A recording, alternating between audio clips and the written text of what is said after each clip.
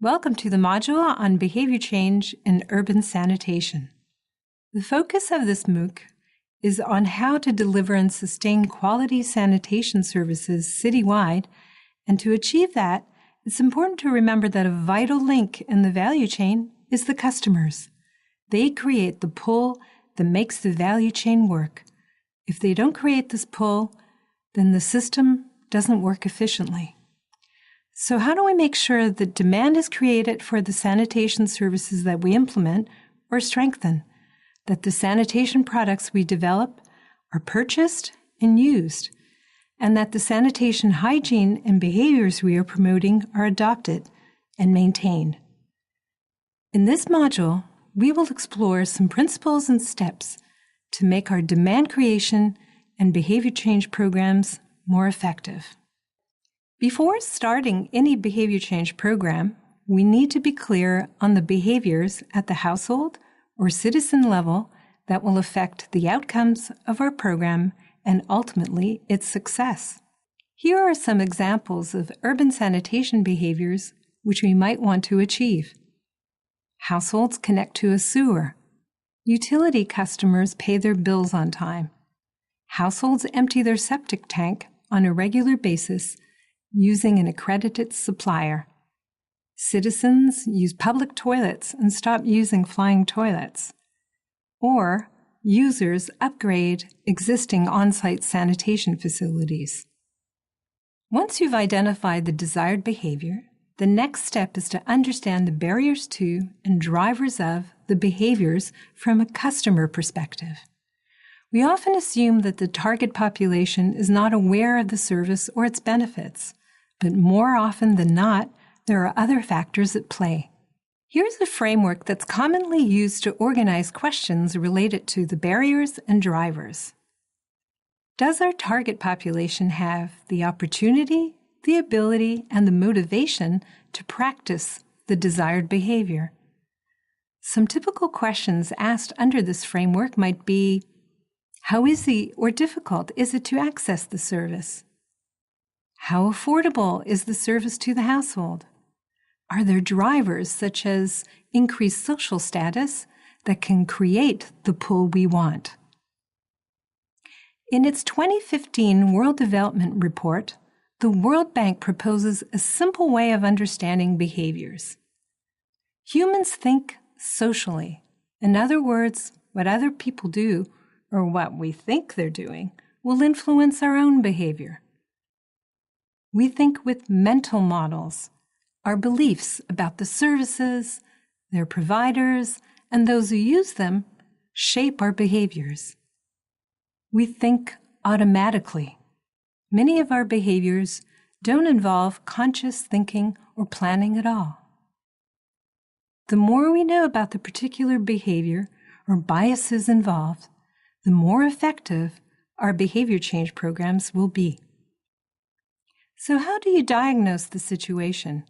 At the minimum, a desk review of previous studies or a literature review will help you better understand the context.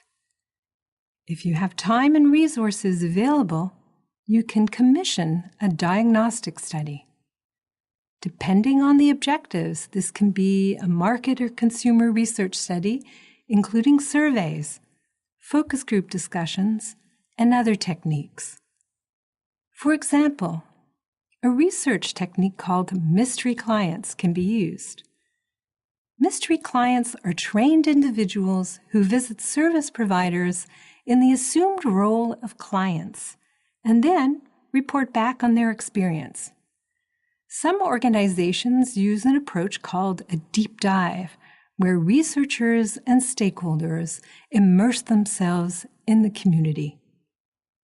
Once you've identified the factors preventing or facilitating the desired behavior, then the next step is to develop a program or intervention that will address them. There are many courses on marketing and behavior change communication, so this is really just an introduction. But there are some key principles to remember. Use the lens of your target population to analyze the situation.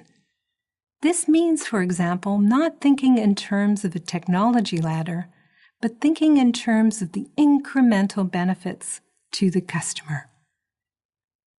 Be holistic and use multiple approaches. When it comes to behavior change, there is no silver bullet. There's not always a single trigger to achieve the desired behavior change. Get the expertise you need. You wouldn't get an advertising agency to build a wastewater treatment plant. Conversely, you do not want an engineering firm to design your behavior change campaign.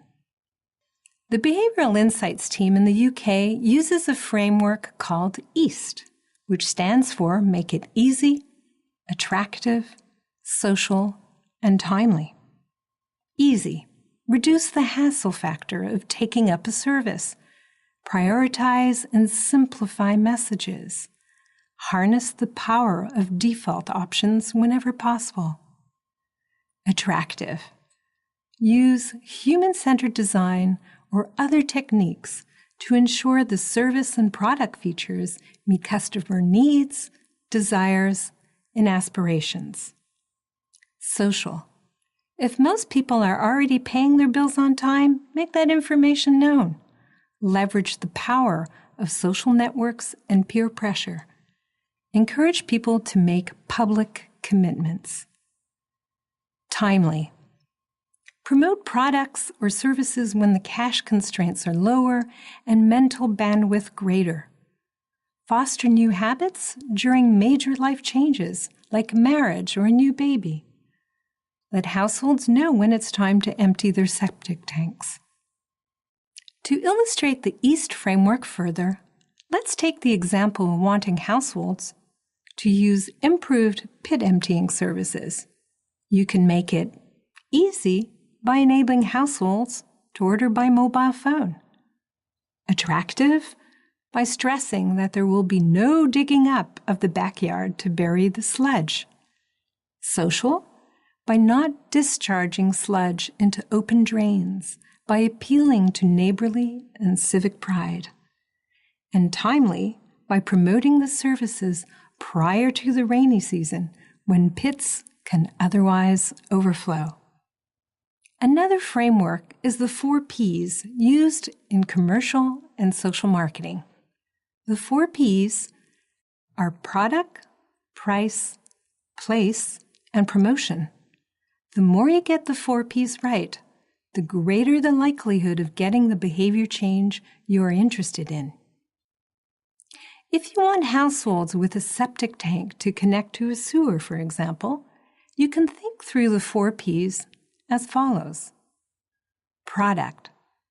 Based on the research insights, what additional benefits or advantages are they getting from connecting? What do they value most? Modernity? Peace of mind? Freedom from overflows? Remember that most households don't care what happens to their effluent and may be satisfied with the current system. Consider bundling services or solutions that can reduce the hassle or can add value while construction is going on. Place. Make sure the customer contact points are easy to access, efficient, and service-oriented. From order taking, installation, post-installation service, and paying a monthly tariff. Price. Offer installment payments to ease cash constraints or enable payment through mobile money. Promotion. Tell potential customers why, where, and how to get the service, but go beyond information, education, and communication, or IEC as it is called. Frame your messages based on the diagnostic study. Consider developing a strong brand through which you can also connect emotionally. If you're targeting the poorest customers, face-to-face communication, product demonstrations, and community-based events are likely to be more effective than mass media. To summarize what we've covered in this module about behavior change in urban sanitation, define what behavior and whose behavior are important to the success of your program. Understand what factors are influencing these behaviors. Design a comprehensive intervention that will aim to remove barriers and activate drivers. Remember 2 frameworks that can be used: EAST and the 4 Ps. And finally, get the type of expertise you need for your program to be most effective.